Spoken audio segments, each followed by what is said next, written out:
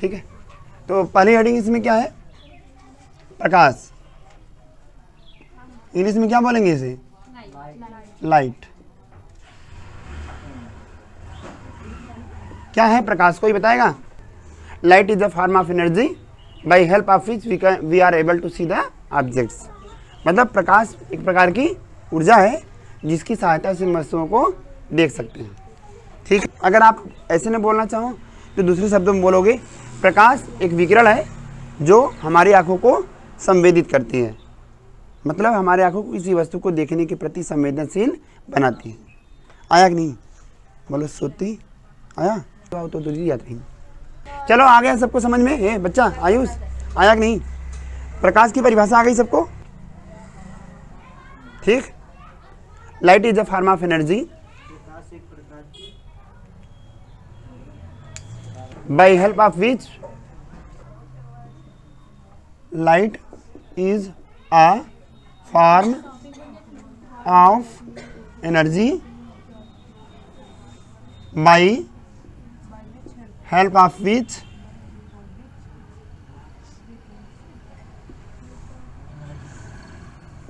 we are able to see the objects or things। अब हम लोग क्या पढ़ेंगे? प्रकाश के आधार पर वस्तुओं का वर्गीकरण ना। तो यहाँ लिखेंगे प्रकाश के आधार पर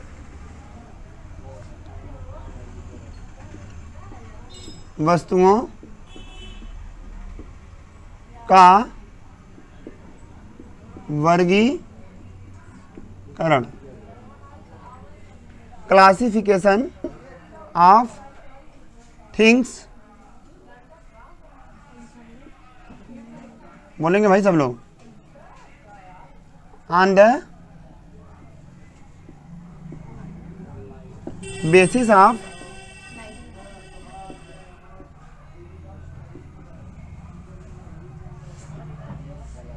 light। Any doubt? ठीक है, तो देखिए अगर हम प्रकाश के आधार पर वस्तुओं का वर्गीकरण करेंगे तो जनरली ये 3 होता है। ठीक है, आपकी बुक में 2 दिया है।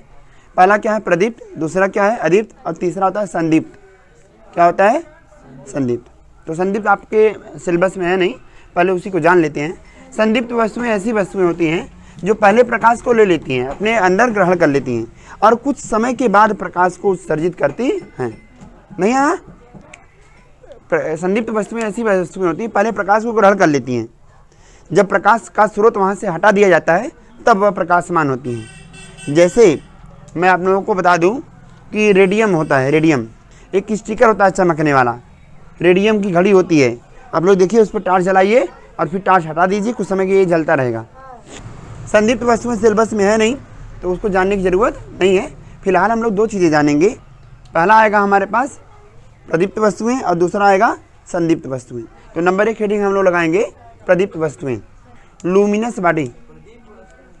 हाँ, प्रदीप्त वस्तुएं लिख पाओगे या लिख दूं?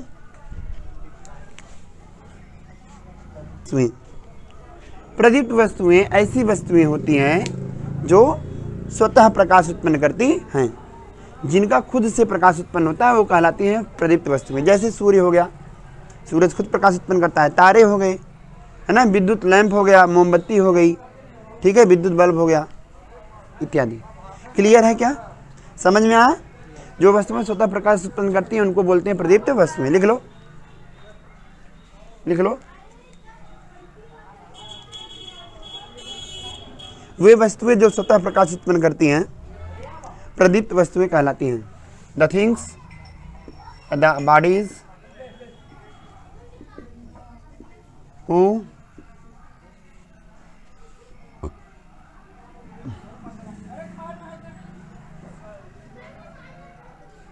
Produce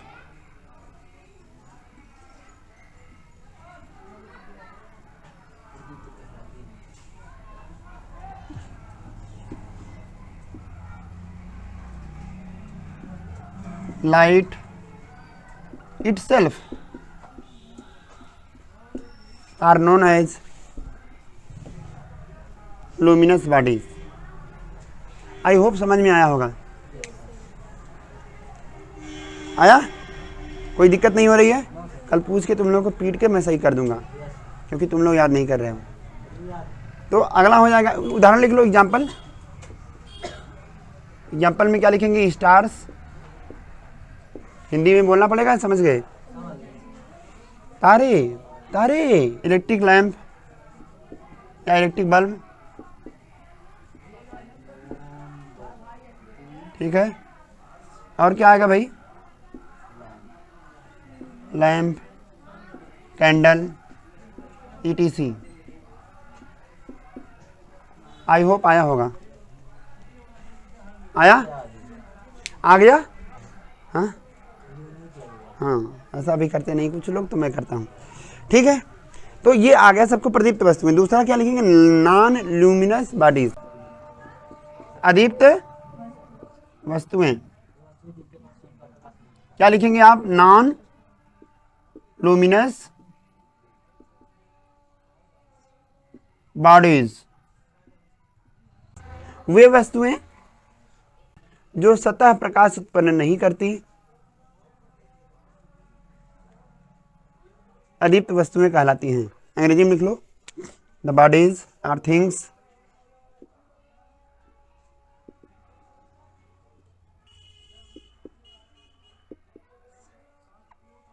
the bodies are things, sorry or लिखना था, does not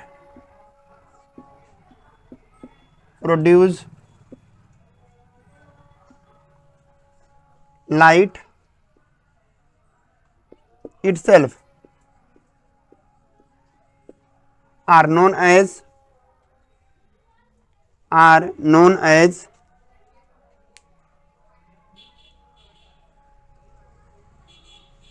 non luminous bodies, ठीक। एग्जाम्पल में देखिए, फर्स्ट एग्जाम्पल क्या हो जाएगा? मून। अंग्रेजी में क्या बोलेंगे इसको भाई? Properties of lights. प्रकाश के क्या क्या गुण होते हैं मालूम है आप लोगों को? बताइए, प्रकाश के क्या क्या गुण होते हैं मालूम है? नहीं मालूम? तो चलिए शुरू करते हैं। नंबर एक क्या पढ़ाएंगे भाई? देखो, प्रकाश सीधी रेखा में चलता है ना। Lights always travel in a straight path. पहला तो यही हो गया, प्रकाश सीधी रेखा में चलता है।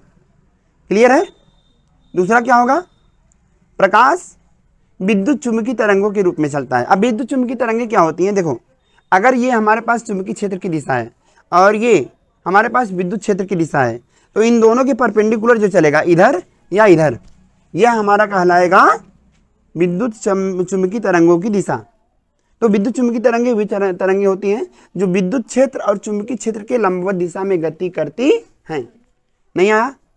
Electromagnetic waves are the waves which always travels in a perpendicular direction of electric field as well as magnetic field। समझ में आया? वे तरंगे जो विद्युत क्षेत्र, अब विद्युत क्षेत्र ये मान लो, चुंबकीय क्षेत्र ये मान लो, दोनों एक दूसरे पर लंबवत होते हैं, ठीक है। तो इनके लंबवत दिशा में जो गति करती हैं उनको बोलते हैं विद्युत चुंबकीय तरंगे, ठीक है। और विद्युत चुंबकीय तरंगे वे तरंगे होती हैं जो विद्युत क्षेत्र और चुंबकीय क्षेत्र के लंबवत दिशा में गति करती हैं। Are you getting my point और नॉट? ऐसे दिखा देता हूँ, एक बार देख लो जरा इसको। ये मान लो हमारा चुंबकीय क्षेत्र है और ये मान लो हमारा विद्युत क्षेत्र है, ठीक है। तो ये ऐसे चलती है, ऐसे फिर ऐसे फिर ऐसे फिर ऐसे। तो ये वाला है ऐसे रहेगा,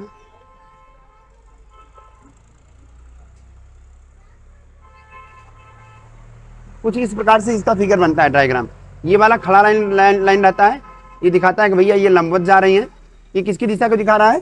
चुंबकीय क्षेत्र की दिशा को दिखा रहा है, ठीक है। और ये वाला कुछ ऐसे चलती हैं, ठीक है, बनाता हूँ इसका, कुछ ऐसे चलती हैं। ये देखो इस पर परपेंडिकुलर है, दिख रहा है कि नहीं? ये वाली लाइन और ये वाली लाइन एक दूसरे पर क्या है? लंब है, ठीक है। और इन दोनों के लंबवत दिशा में ये जा रहा है, तो ये हमारा क्या हो जाएगा? चुंबकीय क्षेत्र। ये हो जाएगा विद्युत चुंबकीय तरंगे। ये जो जा रहा है ना, ये विद्युत चुंबकीय तरंगे। फिर से अगर इसका फीका बनाना चाहोगे तो देख लो ये वाला यहाँ पे ऐसे लंबवत रहेगा, बोलो हाँ या ना, ये वाला, और ये वाला जो रहेगा हमारा इस पर ऐसे परपेंडिकुलर रहेगा। तो ये देखो ऐसे परपेंडिकुलर इस पर इस पर इस पर और ठीक। फिर बनाना चाहोगे तो ऐसे फिर बनेगा, फिर ये क्या आ जाएगा ऐसे ऊपर, बोलो ये रहा। और अगर मैं फिर से आपसे लोगों से पूछूं कि विद्युत क्षेत्र की दिशा क्या है तो आप कहोगे सर ये लीजिए, ये है विद्युत क्षेत्र की दिशा। समझ में आया कि नहीं, बोलो। ऐसे आगे बढ़ता रहेगा। तो देखो ये इधर है, ये इधर है, ये इधर है, ये इधर है, चुंबकीय तरंगे इधर चल रही है। मेरे ख्याल से विद्युत चुंबकीय तरंगे आ गया। वापस आए टॉपिक पे। तो मैंने कहा ये हमारी जो होती है, मिटा दे रहा हूँ इसको, ठीक है। सुनिए, तो ये विद्युत चुंबकीय तरंगों के रूप में चलती हैं। अभी आप लोगों ने समझ लिया कि विद्युत चुंबकीय तरंगे क्या है, समझ में आया कि नहीं आया। ये विद्युत चुंबकीय तरंगों के रूप में चलती हैं। बढ़े आगे, दो प्रॉपर्टी हो गई। पहला ये सीधी रेखा में चलती है, दूसरा ये विद्युत चुंबकीय तरंगों के रूप में चलती है। तीसरा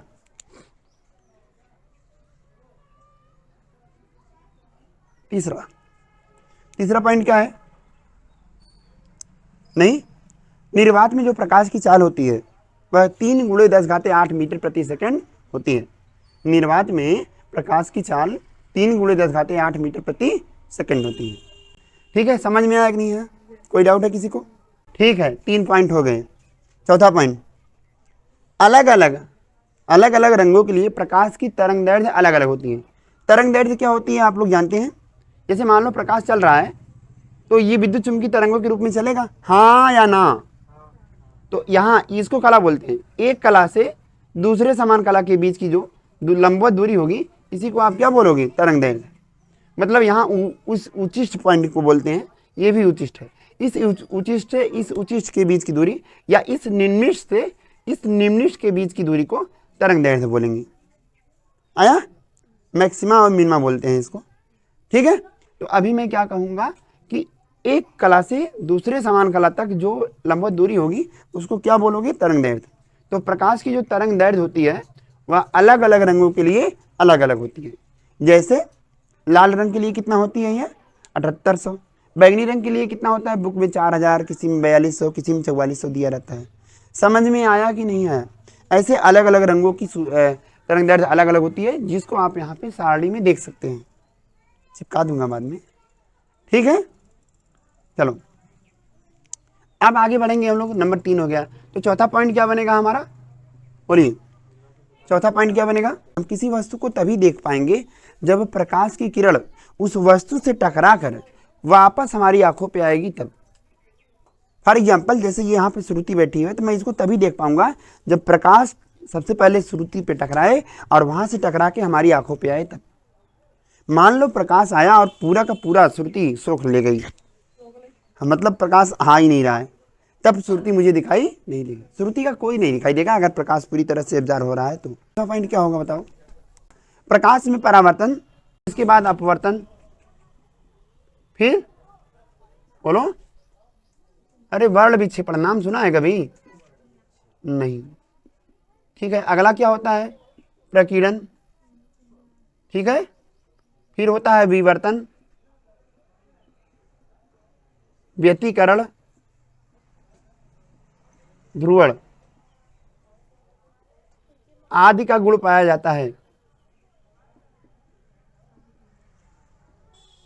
ठीक है, अब समझ लो इसको बारी बारी से। सबसे पहले हम लोग क्या समझेंगे? परावर्तन। जब प्रकाश की किरण किसी चिकने अपारदर्शी पृष्ठ से टकराए, किससे? अपारदर्शी, नॉन ट्रांसपेरेंट, नॉन ट्रांसपेरेंट। तो जब प्रकाश की किरण किसी चिकने अपारदर्शी पृष्ठ से टकराए और वापस उसी दिशा में लौट जाए या उसी माध्यम में लौट जाए तो इस घटना को बोलते हैं प्रकाश का परावर्तन। समझ में आया कि नहीं? बोलो। जैसे मान लो ये बोर्ड है हमारे पास, अगर मैं यहाँ पे लाइट डाल रहा हूँ तो क्या लाइट उस पर जाएगी कि वापस आ जाएगी? वापस आ गई ना। तो यहाँ लाइट वापस लौटने की जो घटना है उसी घटना का नाम है प्रकाश का परावर्तन। इंग्लिश में बोलते हैं रिफ्लेक्शन ऑफ लाइट। समझ में आया कि नहीं आया? बोलो भाई। यस सर, आया। प्रकाश का परावर्तन क्या है? जब प्रकाश की किरण किसी चिकने अपारदर्शी पृष्ठ से टकराए, किसे टकराए? पृष्ठ से, और वापस उसी दिशा में या उसी माध्यम में लौट आए तो इस घटना को प्रकाश का परावर्तन कहते हैं। डन? पहला आ गया सबको, डिटेल में पढ़ेंगे हम लोग, तो अभी तो केवल परिभाषा जान रहे हैं। दूसरा आएगा अपवर्तन। तो आप देखेंगे तो इस शीशे में क्या हो जाएगा, आर पार दिख रहा है। तो ऐसी वस्तुओं को क्या बोलेंगे, बोलो, पारदर्शी वस्तुएं। तो जब प्रकाश की किरण किसी पारदर्शी पृष्ठ से टकराता है और दूसरे माध्यम में चला जाता है, एक माध्यम से दूसरे माध्यम में चला जाता है, तो इस घटना को क्या बोलते हैं, प्रकाश का अपवर्तन। आया कि नहीं, बोलो भाई। ये बाटल भी आपका कुछ हद तक क्या है, प्रकाश का अपवर्तन दिखाता है। ठीक है, प्रकाश किरण इसमें आर पार हो जा रही है, पूरी तरह से नहीं हो रही है, बस ये। ठीक है, बोलो आया। चलो तीसरा होता है वर्ण विक्षेपण। क्या होता है, जोर से बोलो, वर्ण विक्षेपण क्या होता है, जब हम किसी प्रिज्म पर श्वेत मतलब सफेद प्रकाश की किरण को डालते हैं तो यह 7 रंगों में बढ़ जाती है। कितने रंगों में, वो ऐसे है, विबग्योर, बैगनी होता है ना, तो पहले बै लिखो, फिर यहाँ पे जामुनी, बैजा और नी, बैजानी हो गया। ठीक है, उसके बाद फिर क्या लिखोगे, हैप्पी, और ये ऑरेंज को क्या बोलते हैं, नारंगी, बैजानी, हैप्पी, नाल ना, अंग्रेजी में विबग्योर कहते हैं। पहले हो जाएगा वी फॉर वायलेट को हिंदी में कहते हैं बैगनी। दूसरा हो जाएगा आई फॉर इंडिगो, अंग्रेजी में जामुनी। तीसरा होगा ब्लू, हिंदी में नीला। चौथा हो जाएगा ग्रीन, हिंदी में हरा। पांचवा हो जाएगा येलो, हिंदी में पीला। छठवां हो जाएगा ऑरेंज, हिंदी में नारंगी। और सातवां हो जाएगा रेड, हिंदी में लाल। तो जब श्वेत प्रकाश किरण को किसी प्रिज्म पर डाला जाता है तो यह 7 रंगों में बढ़ जाता है, और ये 7 रंग यहाँ पर दिए गए। ठीक है, चलो आगे बढ़ते हैं। इसके बाद क्या आएगा, ये हो गया वर्ण विक्षेपण, समझ में आया कि नहीं आया। अगला है प्रकीर्णन। प्रकीर्णन क्या होता है, देखो वायुमंडल में बहुत छोटे छोटे कण होते हैं। जब प्रकाश की किरण इन सूक्ष्म कणों पर आकर टकराती है तो यह क्या आ जाती है, सभी दिशाओं में समान रूप से फैल जाती है। यह सभी दिशाओं में समान रूप से फैल जाती है। इसी घटना को क्या बोलते हैं, प्रकाश का प्रकीर्णन। समझ में, सूर्य से आने वाली प्रकाश किरणों का वायुमंडलीय कणों से टकराकर सभी दिशाओं में फैल जाना प्रकाश का प्रकीर्णन कहलाता है। आया कि नहीं, बोलो, क्या कहा मैंने, बोलो। ठीक है, समझ में आया, कन्फर्म। अच्छा, अगला विवर्तन क्या होता है, जब प्रकाश की किरण ना, डिफ्रैक्शन कहते हैं अंग्रेजी में, और इसको क्या कहते हैं, स्कैटरिंग। इसको क्या बोलते हैं, कलर डिस्पर्जन। इसको क्या बोलते हैं, रिफ्रैक्शन। इसको रिफ्लेक्शन। ठीक, अभी सुनो, विवर्तन मतलब डिफ्रैक्शन। जब प्रकाश की किरण किसी सूक्ष्म छिद्र से होके आती है तो क्या होता है, किनारों पर मुड़ जाता है। इस घटना को प्रकाश का क्या कहते हैं, विवर्तन। मत रो, समझ में आया कि नहीं, बोलो। आया तो वीडियो लाइक करो। यस सर, हो जाने दो। आया कि नहीं, बस यही थोड़ा सा रह गया है। व्यतिकरण क्या होता है, सुनो, जब 2 प्रकाश किरणें आपस में किसी बिंदु पर मिलती हैं तो कुछ बिंदु पर प्रकाश की तीव्रता बढ़ जाती है, और कुछ बिंदु पर प्रकाश की तीव्रता घट जाती है। इस घटना को बोलते हैं प्रकाश का, क्या बोलते हैं, व्यतिकरण। अब आप पूछेंगे सर तीव्रता क्या होता है, जिसको अंग्रेजी में इंटेंसिटी कहते हैं। तो यहाँ लिखो ऊर्जा, ठीक है, और यहाँ लिखो एरिया, और यहाँ लिखो समय। तो प्रति सेकंड प्रति एकांक एरिया से या प्रति सेकंड प्रति एकांक क्षेत्रफल से कितनी ऊर्जा निकल रही है, ये हमारा होता है प्रकाश की तीव्रता। Are you getting my point or not, बोलो। गेटिंग, मैंने क्या कहा, प्रति सेकंड प्रति एकांक क्षेत्रफल से कितनी ऊर्जा मुक्त हो रही है, इसको बोलते हैं प्रकाश की तीव्रता। तो जब 2 प्रकाश किरणें आपस में किसी बिंदु पर टकराती हैं तो कहीं पर ज़्यादा चमक हो जाती है और कहीं पर कम। तो इस घटना को बोलते हैं प्रकाश का व्यतिकरण। आया, आप देखेंगे ऐसे 2 लाइट डालेंगे तो कभी कभी वहाँ पे एक लाइन बन जाती है ऐसे ना, काली सी, तो वहाँ पे क्या होता है, प्रकाश की तीव्रता घट जाती है। और वहीं बगल में देखेंगे तो एक चमक उत्पन्न होती है, वहाँ पर प्रकाश की तीव्रता ज़्यादा हो जाती है। ठीक है, चलो आगे बढ़ते हैं। एक और चीज़ हमारे पास बचा है, प्रकाश का ध्रुवण। ध्रुवण क्या होता है, अगर बहुत सारी दिशाओं से प्रकाश किरण को आ रहा है और किसी यंत्र के द्वारा, किसी पन्नी के द्वारा उसको हम एक दिशा में भेज दे रहे हैं, तो इस घटना को बोलते हैं प्रकाश का ध्रुवण। उदाहरण के लिए मैं आपको समझाऊं, अगर आप गाड़ी पे बैठे हैं, 2 चक्कैया गाड़ी मोटरसाइकिल पे, और रात में जा रहे हैं तो आपको चुनौनी ज़्यादा लगती है, होता है ना, सामने से चमक जो आती है, चमक ज़्यादा लगती है आपकी आंखों पर। परंतु अगर आप वहीं वैन में गाड़ी में बैठे हैं तब आपको चमक कम लगती है। जानते हैं क्यों? क्योंकि जो गाड़ी शीशा होता है उस शीशे को ध्रुवित किया गया रहता है, ठीक है, वहाँ पर ध्रुवण का प्रयोग किया रहता है। जब प्रकाश किरणें उस शीशे पर पड़ती हैं तो ऐसे फैल जाती हैं, तो ये आगे जाने की बजाय वहाँ से ऐसे फैल जाती हैं और प्रकाश कम मात्रा में हमारी आंखों पर पहुँचता है। समझ में आया? इसी घटना को क्या बोलेंगे? प्रकाश का ध्रुवण। आया? डन? आज के लिए इतना ही।